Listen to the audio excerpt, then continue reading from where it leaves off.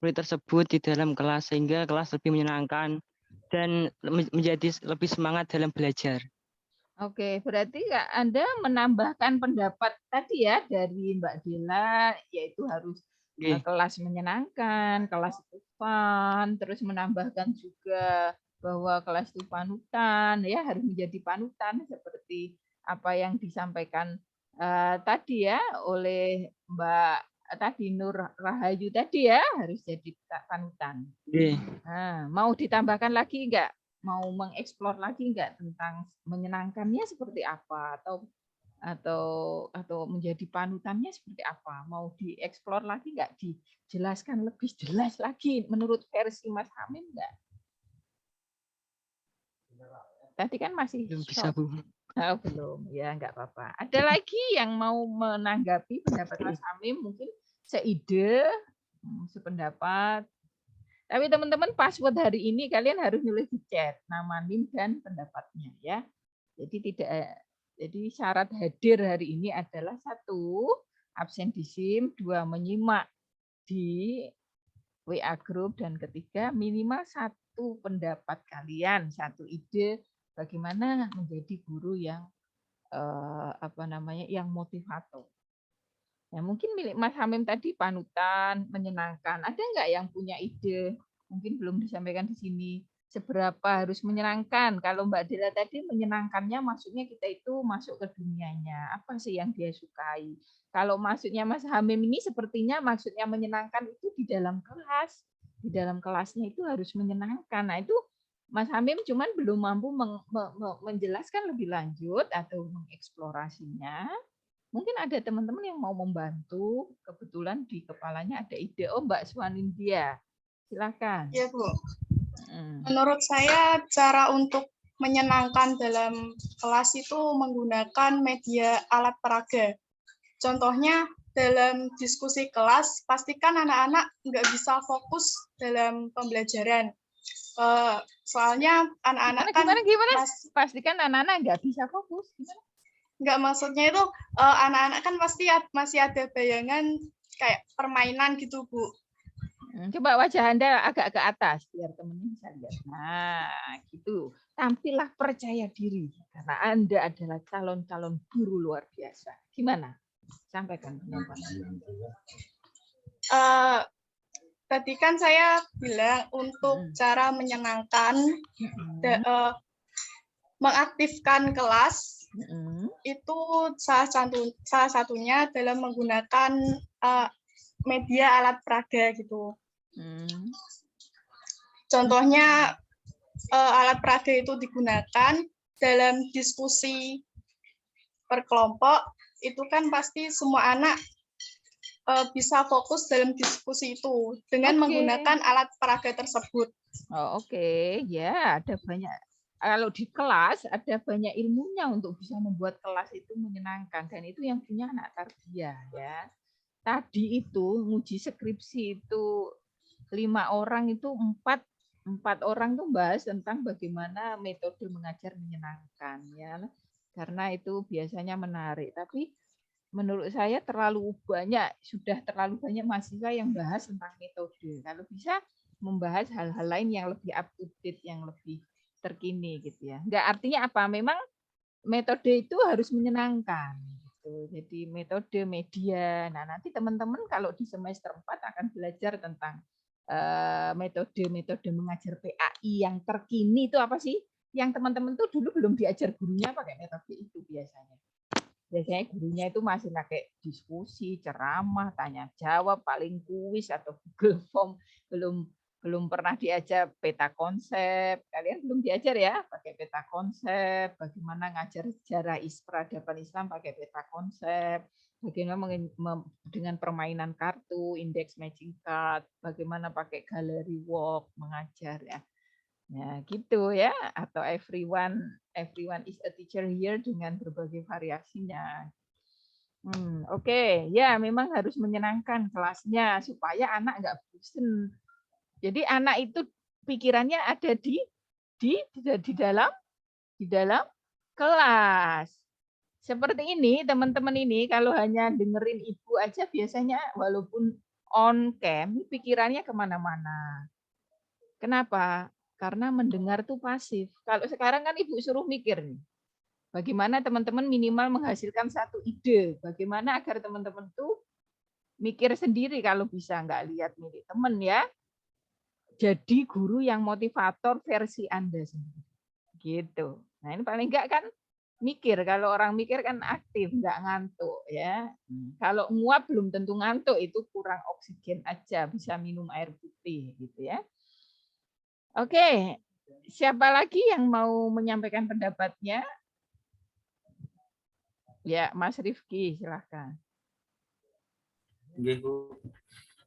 Menurut saya untuk menjadi guru yang bisa memotivasi,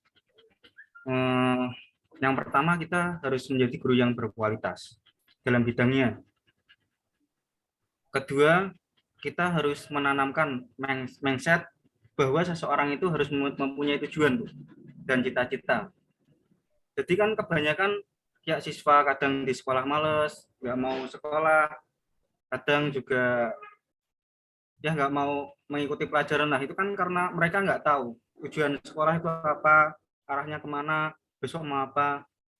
Dan menurut saya untuk menjadi seseorang guru yang bisa memotivasi, kita tanamkan bahwa kita belajar ini tujuannya ini, kamu arahnya ke sini.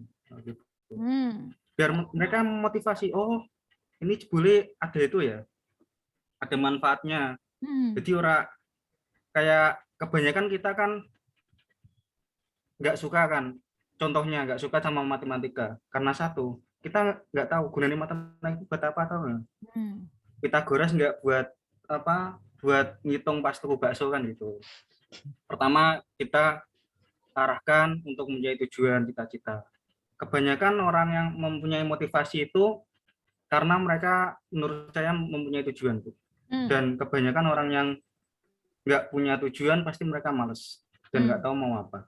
Gitu. Nggak tahu mau apa. Terus misalnya kalian aja yang udah dewasa aja kalau nggak tahu kok aku disuruh masuk tarbiyah untuk apa gitu intinya, aja. Intinya dari saya menanamkan mindset untuk memiliki tujuan dan arah serta cita-cita gitulah. Oke. Ya, good point. Ada yang mau menambahkan, mengomentari, mungkin punya ide yang sama, mengeksplor lagi. Oke. Jadi kalau nggak ada ya itu penting itu. Jadi menanamkan pada siswa apa toh? Kenapa kalian belajar agama?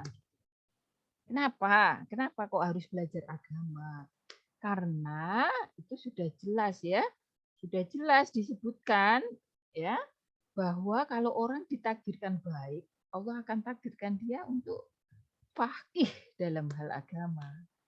Jadi nggak semua orang loh ini yang mau belajar agama itu, hanya orang-orang terpilih untuk baik. Sehingga anak itu semangat, oh aku ini berarti terpilih untuk baik ya. Sehingga aku dikasih Allah kesempatan belajar agama. Itu motivasi secara umumnya ya.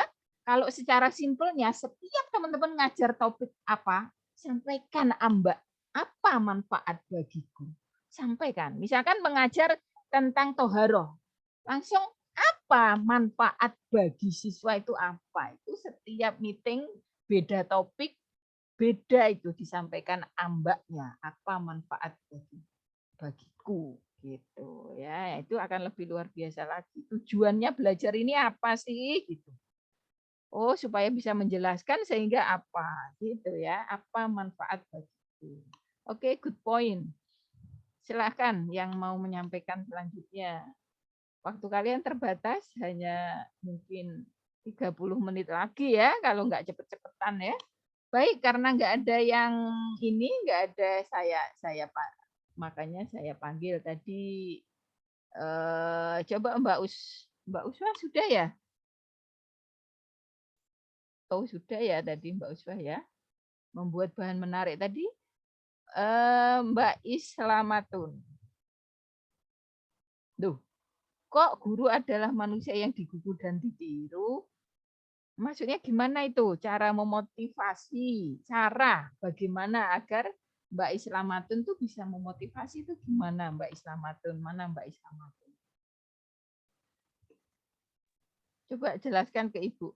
Maksudnya guru Maaf, adalah Bu, sosok manusia. itu tadi belum selesai, udah kekirim. Lah terus yang lanjutannya mana? Gini, guru merupakan sosok Ini nanti seseorang kan yang terrecord. Nilai kamu ya ini juga loh ya. Kalau penjelasan yang ini kan bisa aja Ibu lupa ya. Nggak apa-apa, nanti ngetik ulang. Gimana? Guru merupakan sosok seseorang yang digugu dan ditiru. Guru sebagai motivator adalah guru yang menurut saya itu yang selalu dirindukan murid. Ya, maksudnya? Guru yang selalu menginspirasi, tidak mampu memulai pembelajaran dengan penampilan pertama yang mempesona, tetapi ia mampu memenuhi kelas dengan kesan. Oh, kamu baca apa? Itu pendapatmu sendiri bukan? Iya, Bu. Saya Iya. taruh buku. Oke, dengan mempesonai maksudnya piye yo? Ketoknya menarik ya. Jadi guru itu harus inspiratif dan harus mempesona. Kayak apa itu? Gambarkan coba pada kita.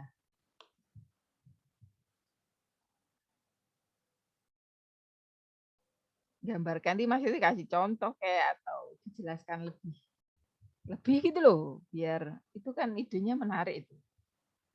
Nah, biar lebih bisa dipahami.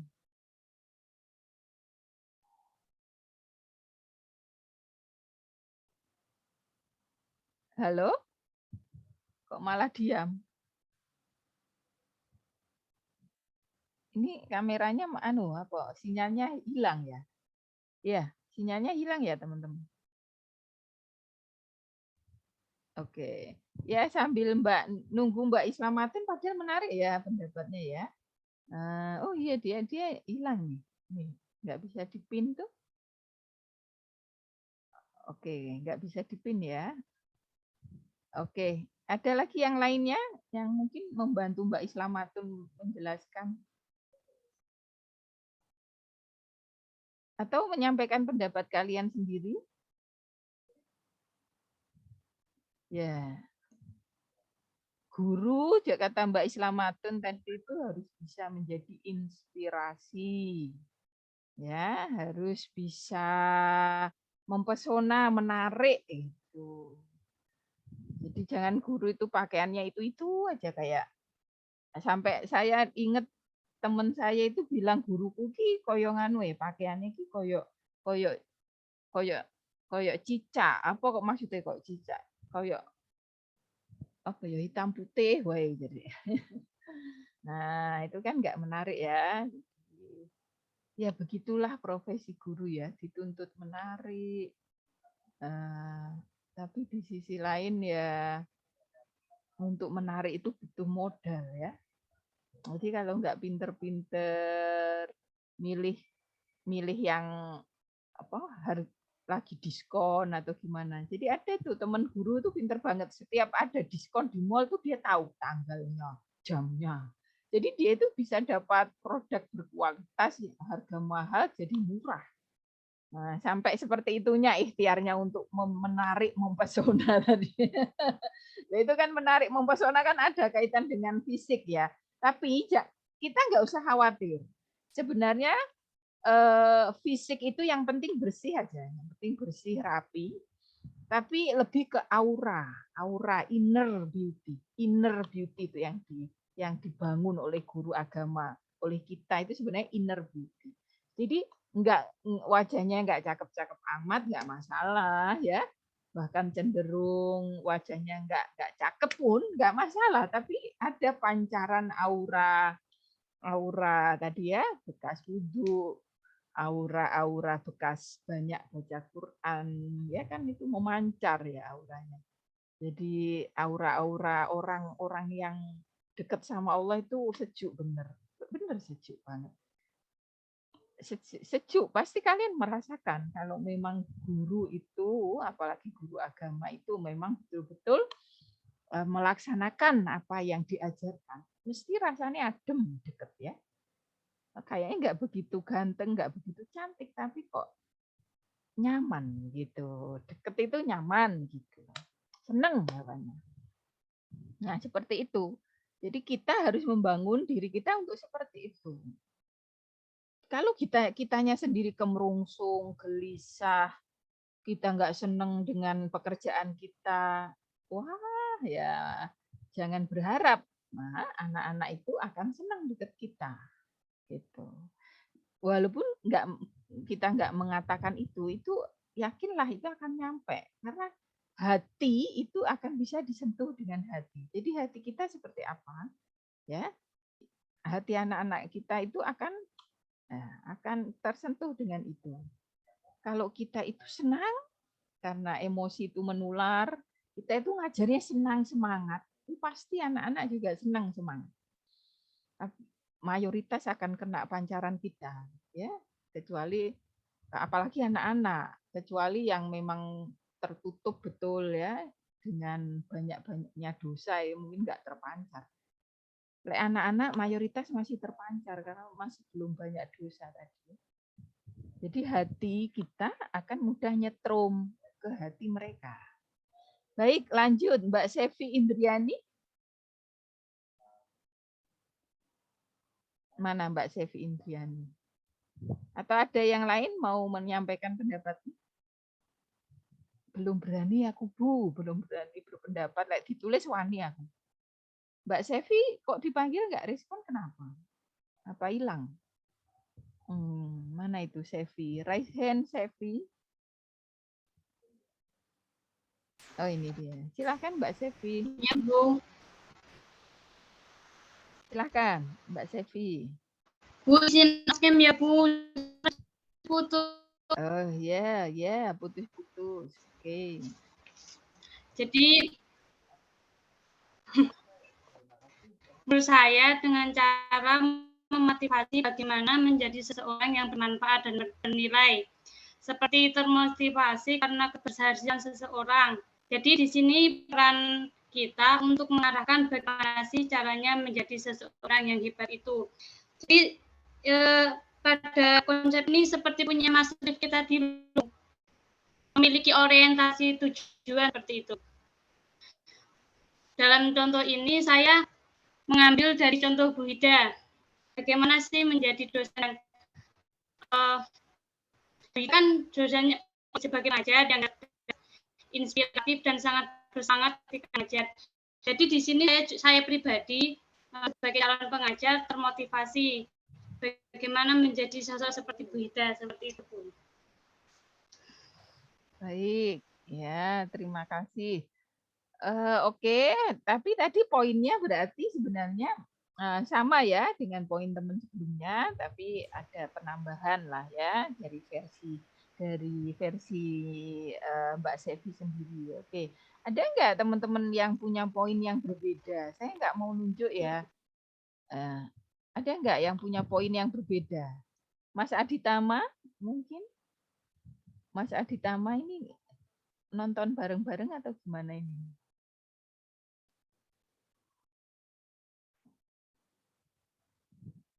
Mas Aditama? Iya, menurut kamu gimana Mas Aditama?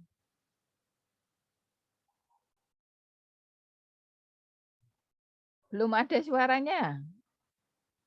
Belum ada suaranya Mas Aditama.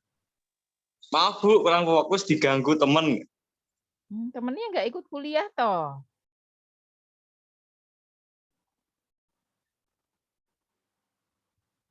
Bisa beda kuliah Bu. Mungkin sama UGM Bu.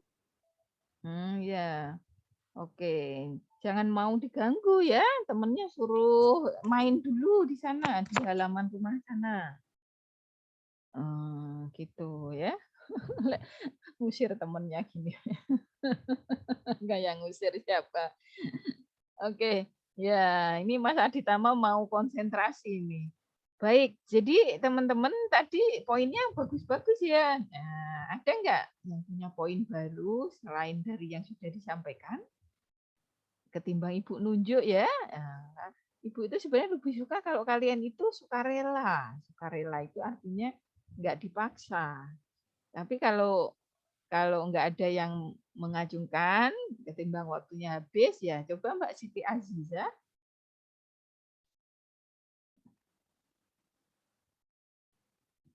Mbak Siti Aziza.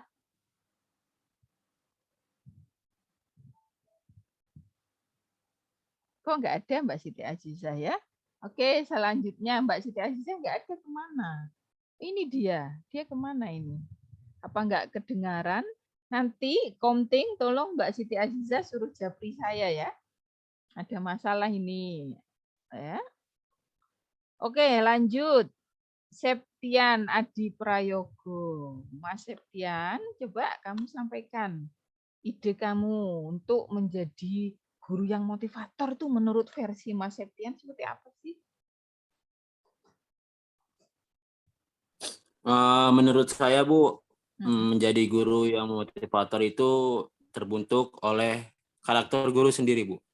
Bisa mencontohkan hal-hal yang baik, gitu. Tidak hanya dalam perkataan saja, tetapi butuh dengan contoh kepada anak-anak didiknya, sehingga anak didik tersebut termotivasi dengan tingkah laku seorang guru tersebut. Apabila guru tersebut melakukan perbuatan yang jelek, otomatis dilihat oleh sang anak didik, maka suatu saat pasti akan dicontohkan. Apabila seorang guru itu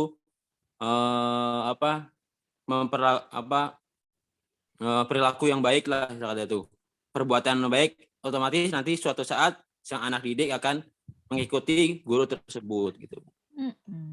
Oh ya, berarti poinnya menjadi teladan ya. Iya. Coba Mas Zulfa, ini menarik. Mas Zulfa, coba. Iya, Bu.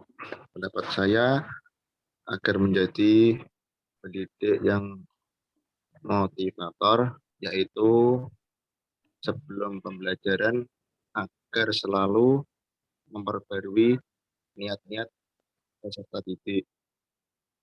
Agar dalam pembelajaran tahu tujuan mereka.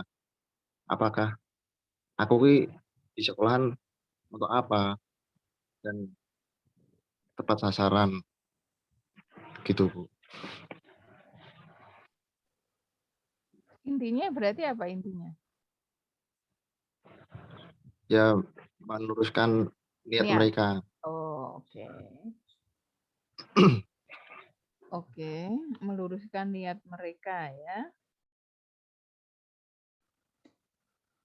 Ya, bagus. Jadi, tapi di sini kamu nulis apa ini? Menurut saya menjadi dengan memberikan. Ya, Bu, nama di kelas memberikan pembelajaran agar tidak pasif. Seperti memberikan game-game atau apresiasi kepada para murid agar mereka bersemangat atau memberi sesuatu hadiah gitu, Bu. Oh ya, oke. Bentar ya, ini suami saya butuh bantuan nyari kunci sebentar. Sambil ini kok belum semua ngetik ya. Kalian kalau mau keaktifannya maksimal harus menyampaikan pendapatnya walaupun tidak dipresentasikan di depan, yang paling enggak ngetik di chat ya. Bentar aja ini.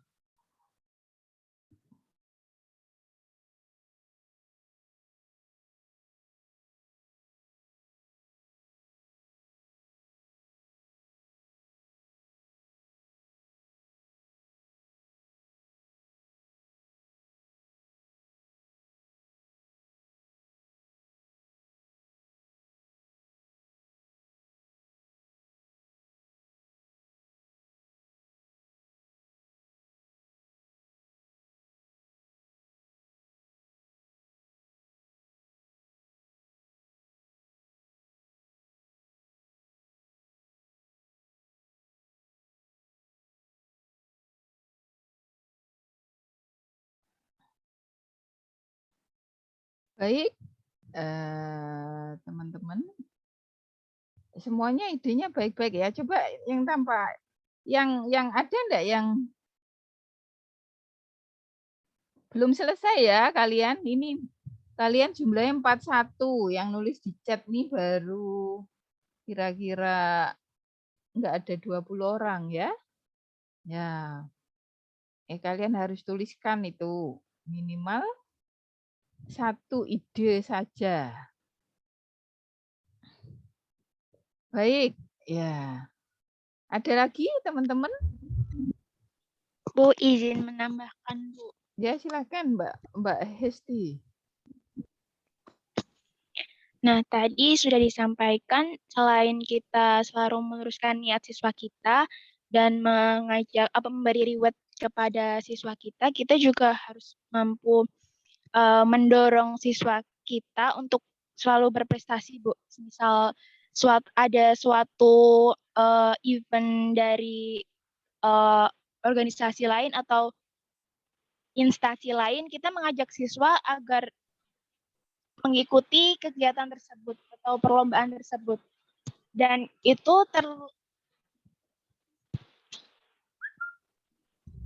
gimana suaranya?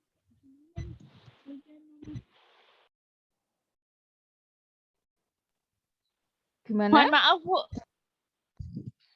Suaranya terdengar jelas ya, Bu? Ya, terjelas. Nah, selain memberikan reward tadi, kita mampu mendorong siswa kita untuk berprestasi dengan mengikutkan mereka atau mengajak mereka dalam suatu kelas, Bu. Ada perlombaan atau ada instansi lain untuk mengadakan acara, kita mengajak mereka, Bu, agar mereka mampu belajar dari dalam kelas, tapi juga mendapat pembelajaran dari luar kelas, gitu, Bu. Oke, ya, oke. Boleh, ya. Jadi fastabiqul khairat gitu ya, berlomba-lomba dalam kebaikan gitu. Jadi kita itu terkadang itu kalau enggak berkompetisi, terkadang itu merasa puas dengan kualitas kita. Siswa kita juga mungkin begitu. Ya, dia merasa oh udah bagus. Tapi ketika dibukakan ya dengan prestasi orang lain, kalau dalam hal kebaikan kan boleh, maka dia jadi sadar bahwa sebenarnya dia belum seberapa, bahwa dia belum seberapa dan sebenarnya dia bisa lebih dari yang sekarang kalau dia mau berusaha lebih keras lagi. Nanti tidak cepat puas dengan kualitas yang sudah dia miliki. Itu juga penting untuk teman-teman juga. Dulu waktu SMA mungkin teman-teman ini berprestasi. Tapi pas kuliah, teman-temannya juga pada berprestasi di daerahnya masing-masing. Sehingga saya masih ingat 2 tahun lalu saya ngajar. Siswa itu dari luar Jawa itu dari SMA-nya itu ranking 1. Tapi dia curhat ke ibu, kok di sini dia merasa tertinggal sekali gitu. Karena ternyata teman-temannya itu juga juara-juara di sekolahnya. Kebetulan teman di kelasnya itu banyak yang juara-juara di sekolahnya masing-masing, berprestasi di sekolahnya masing-masing. Nah, mungkin teman-teman di kelas ini juga gitu, walaupun teman-teman mungkin udah pinter, ternyata ada yang lebih pinter. Nah, itu namanya kalau dalam hal kebaikan boleh ya. Bukan untuk iri, bukan, tapi untuk memotivasi diri bahwa sebenarnya saya itu masih kurang dalam hal kebaikan, dalam hal prestasi, sehingga harus lebih sungguh-sungguh lagi gitu. Lebih punya strategi lagi karena ini bukan SMA lagi, tapi perguruan tinggi pasti kompetisinya lebih tinggi lagi. Ya, boleh itu diajaklah lomba gitu ya. Lomba-lomba prestatif gitu supaya semangat. Karena kita itu kadang up, kadang down, kadang up, kadang down gitu. Oke, waktunya masih 7 menit lagi. Ada nggak yang mau memanfaatkan ini untuk menyampaikan pada teman-temannya? Bagaimana? Menurut versi kalian, nggak usah browsing Google, nggak usah. Atau bisa dari slide Bu Ida tadi. Mungkin ada yang kamu ngena terus pengen versi kalian pengen menekankan lagi, ya, pengen menjelaskan lagi, misalkan, ya, bagaimana sih untuk menjadi sosok guru yang motivator, gitu kan? Nah itu kan sudah ada itu, misalkan di slide Buddha kalian sepakat. Ya, ada enggak? Mas Hudi Nur Cahyo. Ini ada kata bagus ini. Berinteraksi, menjalin keakraban. Seperti apa itu? Mas Hudi Nur Cahyo bisa jelaskan? Assalamualaikum. Assalamualaikum warahmatullahi wabarakatuh. Waalaikumsalam warahmatullahi wabarakatuh. Nah, kita sebagai guru itu kan seharusnya menjalin hubungan yang baik dengan siswanya. Kayak misalnya itu berinteraksi dengan WhatsApp atau apa gitu. Intinya itu menjalin hubungan yang baik gitu, Bu. Kalau misalkan kita kalau udah akrab itu kan ngomong itu kita jadi terarah. Kayak misalnya kita tahu namanya siswa, ini misalnya namanya si Pak Ijo, ini namanya si ini itu kan. Jadi ketika kita berbicara itu baik guru, saya sebagai guru dan siswa itu terlihat nyaman gitu, Bu. Kalau terjalin keakraban. Jadinya itu kalau misalkan kita itu sering berinteraksi kayak misalnya bercanda-canda kecil gitu sama mahasiswa-siswa. Nah, gitu jadinya itu pelajaran itu jadinya lebih lebih efektif karena saling kenal mengenal gitu. Jadi siswanya juga nggak ngantuk gitu. Gitu, Bu. Oke, ada yang mau menanggapi? Menarik itu. Menjalin interaksi yang bagus, keakraban. Ada nggak yang mau menanggapi kira-kira? Ya, soalnya kan ada guru atau itu kan ada yang kayak sepaneng gitu, pelajaran ya pelajaran terus, nggak ada kayak interaksi dengan siswa, nggak ada yang apa namanya yang saling kenal mengenal gitulah, intinya gitu. Ya itu antar kayak ngobrol kecil atau misalkan bercanda-canda kecil itu bagi saya itu sangat penting antara guru dan siswa. Gitu, menurut saya gitu. Sehingga akhirnya nanti kalau Mas Budi Nur Cahyo jadi guru pengen seperti guru yang seperti itu ya, yang akrab. Ya sama siswa. Kalau bisa itu ya memang sulit kalau misalkan guru kayak ngapalin nama-nama siswa-siswanya. Enggak sulit kalau pengalaman saya karena teman-teman itu ketemu siswa itu 5 hari dalam seminggu. Oh iya. Saya belum jadi guru. Enggak sulit. Saya membandingkan jadi guru dan jadi dosen. Lebih sulit ngapalin nama itu jadi dosen. Kenapa? Karena saya ketemu kalian itu seminggu sekali, itu pun 2 jam. Beda kalau saya dulu ngajar di SMA itu, saya itu melihat 5 hari, walaupun enggak selalu masuk di kelas. Masuk di kelas kan mungkin 2 hari ya, atau bisa jadi 3 kali dalam seminggu. Tergantung mata pelajaran apa ya. Atau 2 kali lah dalam seminggu. Nanti ditambah ketemu pas ekstra kurikuler. Tapi kan ketemu terus. Kalau kampus kan luas. Kampus luas. Kalau kelas, kalau sekolah kan uplek-uplek segitu. Mesti lihat. Itu memorinya mudah sekali. Seingat saya itu mesti hafal kok semua nama siswa saya. Nah, karena intensitasnya tinggi, terus teman-teman tuh nggak ada beban kayak dosen harus penelitian, harus pengabdian, nggak ada. Teman-teman tuh hanya wajib mengajar.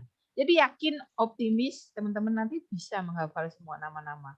Saya pernah dulu menantang siswa saya. Kalau siswa saya waktu itu ada acara di hall, saya bilang ke mereka, kalau ada satu aja ibu yang lupa namanya, ini uang di saku ibu 100.000 buat yang saya lupakan namanya dan saya minta maaf.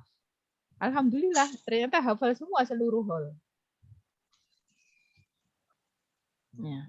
Iya, serius. Uangnya aman. Uangnya aman. Ada satu lupa, tapi akhirnya ingat gitu. Kamu lebih suka ibu lupa, kamu dapat uang, apa ibu ingat? Ibu ingat dong. Oh gitu ya. Kalau saya lupa 100.000 lupa.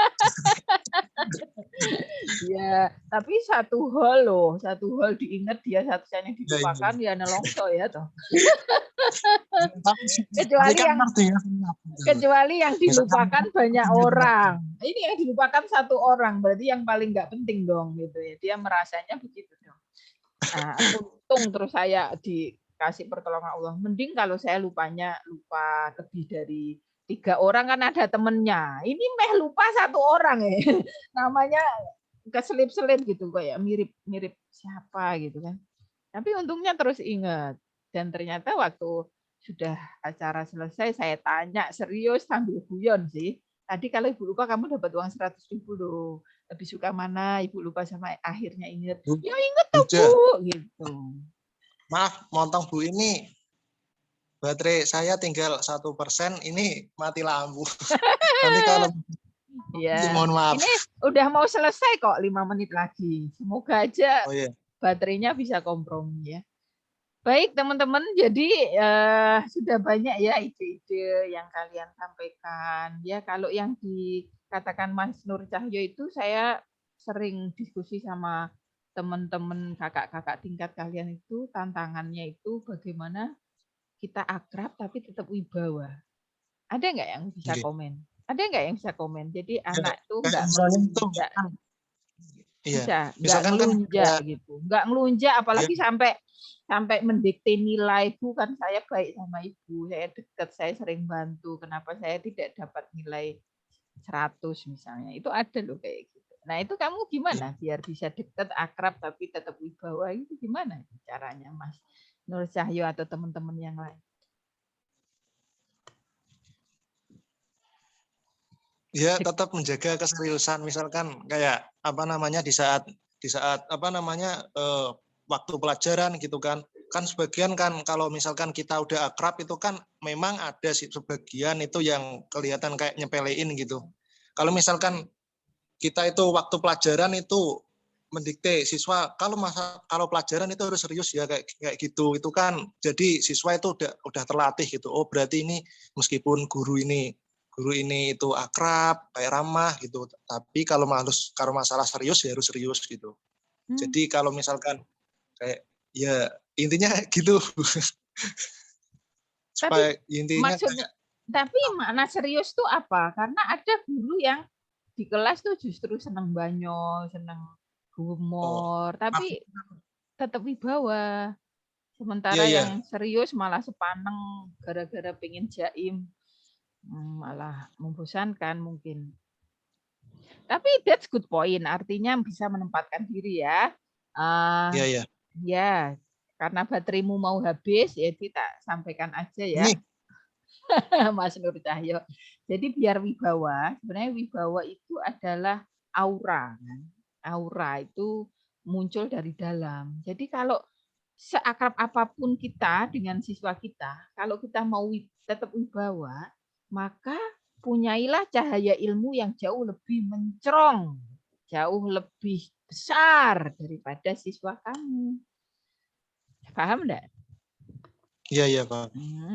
Jadi kalau nggak pati pinter itu biasanya guru ditanya nggak seneng, sering ditanya nggak suka, terus suka jaim, suka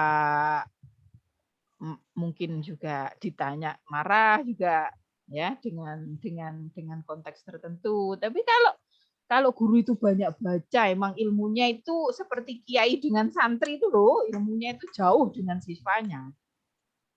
Insya Allah itu kewibawaan itu akan memancar. Jadi kalau kalian bayangkan ada kiai 1, 2, 3, nanti mana yang lebih ilmunya lebih mancar itu. Jadi wibawanya akan lebih tinggi gitu. Secara otomatis nggak usah jaga jaiman wis.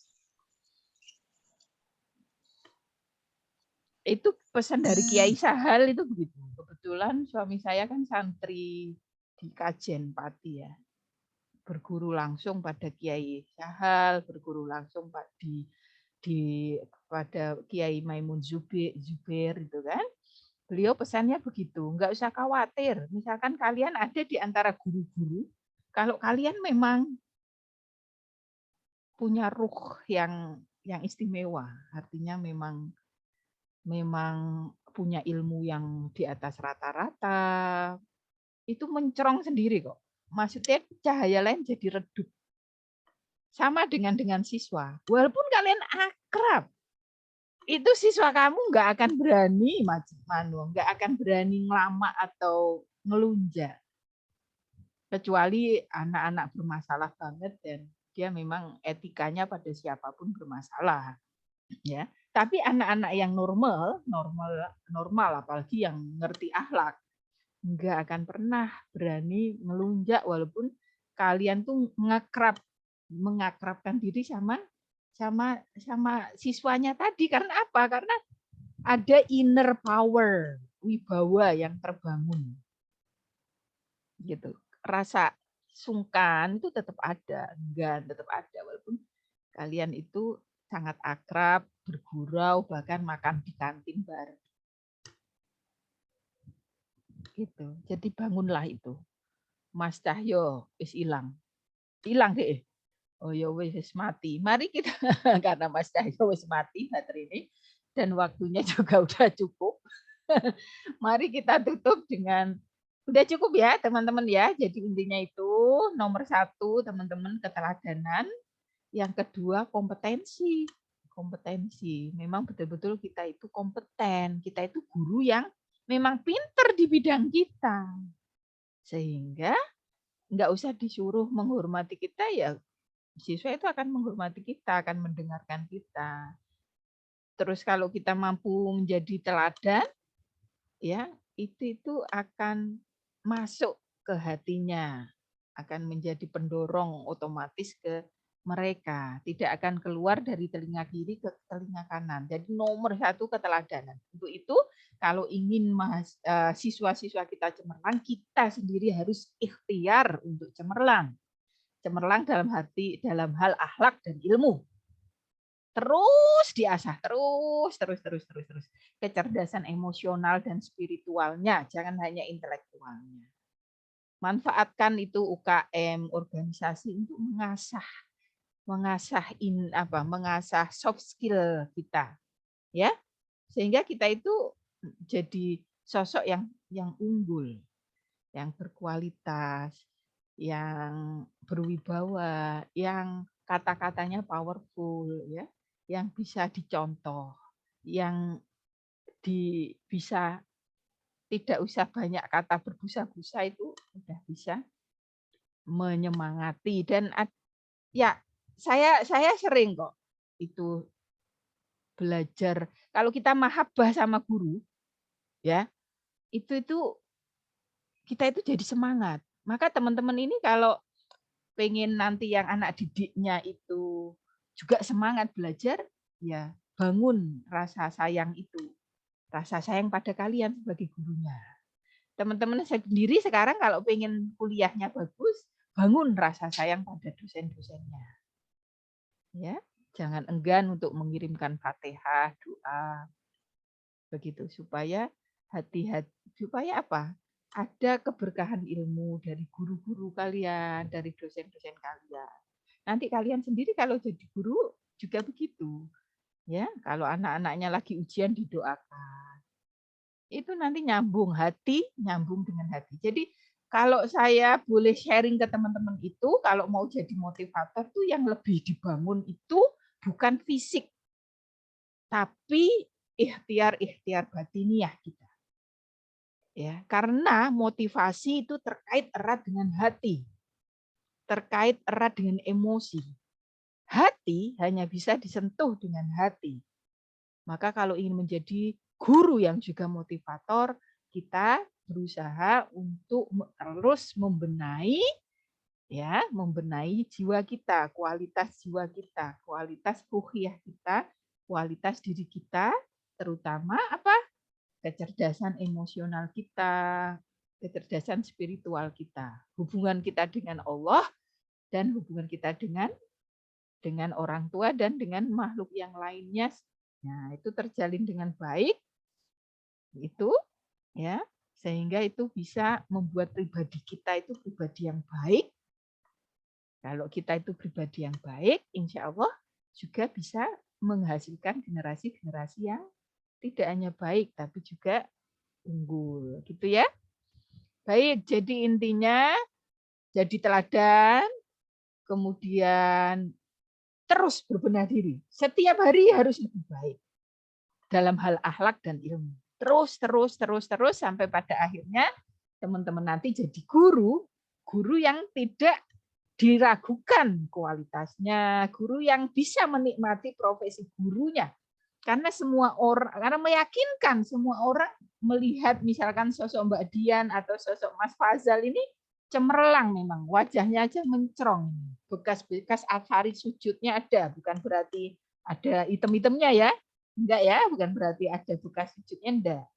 Tapi itu loh, kualitas akhlak dan ilmunya ketika jadi guru agama itu karena dari mulai sekarang tuh terus diperbaiki, pas jadi guru agama itu pas di posisinya. Guru agama yang wibawa, yang dihormati tidak hanya oleh siswanya tapi oleh guru-guru lain. Begitu. Jadi keteladanan, kualitas ilmu dan akhlak artinya kompetensinya, teman-teman harus belajar keras untuk jadi guru yang luar biasa. Gitu ya. Selain itu juga tetap terus mendoakan guru-guru kita dan mendoakan anak-anak didik kita. Mari kita tutup dengan kafaratul majlis. Subhanakallahumma wa bihamdika asyhadu alla ilaha illa anta astaghfiruka wa atubu ilaik. Wassalamualaikum warahmatullahi wabarakatuh. Waalaikumsalam warahmatullahi wabarakatuh. Waalaikumsalam warahmatullahi wabarakatuh. Ya, sama-sama.